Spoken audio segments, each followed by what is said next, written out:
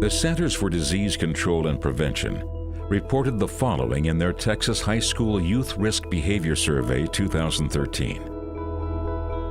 Of the youth surveyed, 36.1% currently drink alcohol. 18.1% consumed alcohol before the age of 13. 21% drink 5 or more alcoholic beverages in a row. 37.5% had used marijuana. 20.5% still use marijuana.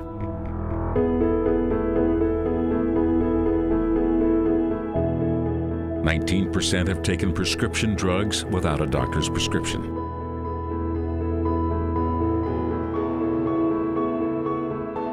35.2% used an illegal drug other than marijuana.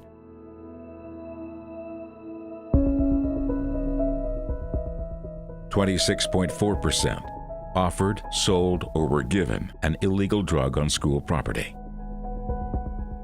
With several Texas locations, including Dallas, Austin, and Houston, we're helping Texas teens rebuild self-esteem, control anger, and decrease impulsiveness.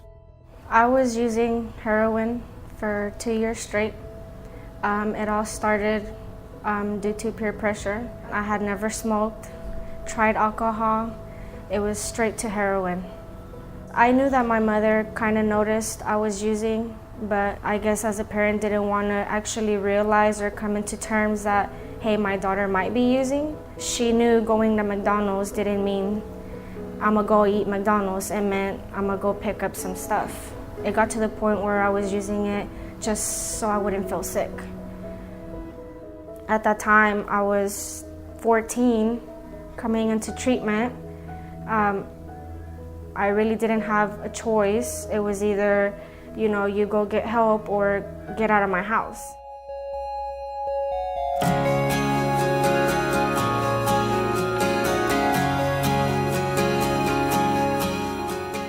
Treatment facilities as an industry have been struggling in the past couple of years, and what they've struggled with is in 2 areas. One, engaging their clients and achieving successful outcomes. So what we did as a team is we got together and we said, when do we do a really good job? When is this successful? When does this work? We found that when we were working with a positive mindset and we were investing in the best of our clients, what do you know, we achieved great outcomes. And that's really where the roots in the beginning of ICAN came from. We wanted a program that was engaging, that was fun, that was positive, and to talk about what do you do well and where can we help you build on that to create that life worth living. One of the big drives at our program is to have an experiential treatment process. We really felt that our clients were out building emotional connections and having experiences with their drug abuse. They talk about it, that I loved getting high or I miss the drugs, and there's a bond there. It's not just something they were kind of talking about or doing with their friends. So we planned 60 different outings, so 30 for the boys, 30 for the girls, that we do every month. And that'll range from touring college campuses to volunteering at a local shelter to taking cooking classes or just a fun day at the park where they go out and barbecue. But to actually feel the emotions that would go into that and build that connection, I think makes the recovery process a lot more real and a lot more sustainable because there's that bond with it like they have often had with the drugs. Every single day of the week, your son or daughter is in touch with a master's level clinician running these programs. We have a full continuum of care. We have intensive outpatient programming which can last for several months. We have aftercare programming that's free of charge, that families can still stay connected and children can still come to a safe place and talk about the issues that they're dealing with. I find that we catch a lot of clients off guard. They're so used to going to environments that want to talk about things they've done wrong and the mistakes they've made and what they need to do different. And I think for them to hear that first kind of different voice that wants to talk about what they're capable of and what they're going to do well and how successful they're going to be in this environment, it's a new language for them and it's kind of a new approach, and there's not really much to resist when you're approached that way. We want them to keep everything good in their life and get rid of the other. So what we've done is we partner with local school districts and we have classrooms on site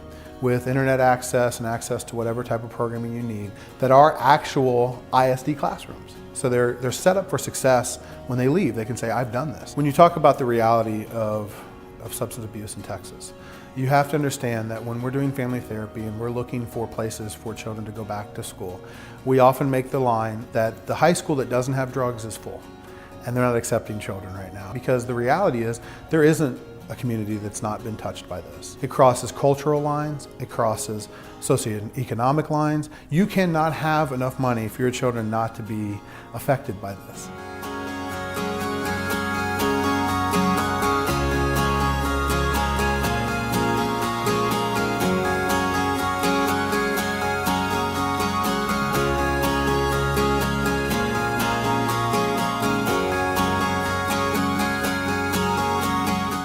Your donations, your time, your effort, and your thoughts are invaluable. They make what we do possible, and we're appreciative of that, and we thank you. Phoenix House, rising above addiction.